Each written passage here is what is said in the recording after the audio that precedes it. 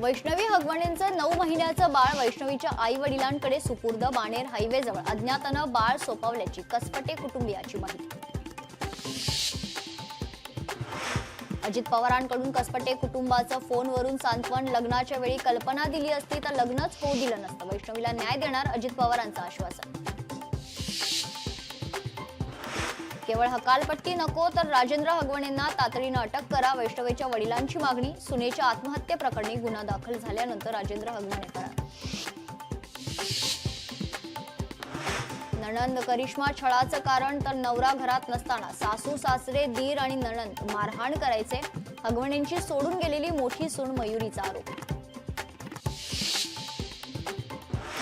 शशांकला सासरच्यांकडून महागड्या वस्तू हव्या होत्या. हगवणेंची मोठी सून मयुरी जगतापचा आरोप. तर सासूने वैष्णवीच्या वडिलांकडे फॉर्च्युनर कार मागितल्याचा आरोप. आगामी पालिका निवडणुकांच्या पार्श्वभूमीवर एकनाथ शिंदेंचं सावध पाऊल. जागा वाटप युतीतील मित्रपक्षांबाबत आक्षेपार्ह टिप्पणी नको. एकनाथ शिंदेंच्या शिवसेना पदाधिकारी आणि कार्यकर्त्यांना सूचना. ऑपरेशन सिंदूरवर बोलताना पंतप्रधान नरेंद्र मोदी भाऊक. सिंदूरचा जेव्हा बॉम्ब होतो तेव्हा काय होतं हे जगानं पाहिलं. राजस्थानच्या बिकानेर मधील सभेत पंतप्रधान मोदींचा पाकिस्तानला इशारा. पाकिस्तानसाठी हेरगिरी केल्याचा आरोप असलेल्या ज्योती मल्होत्राच्या कोठडीत वाढ. युट्यूबर ज्योतीच्या कोठडीत 4 दिवसांची वाढ. ज्योतीच्या मुंबई वारीची चौकशी सध्या सुरू.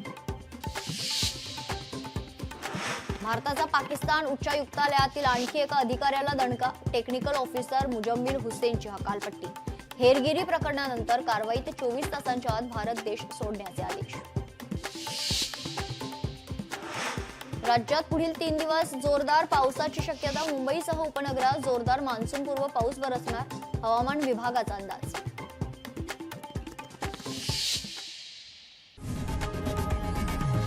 लोकशाही मराठी ऐका, पहा, जागरूक रहा.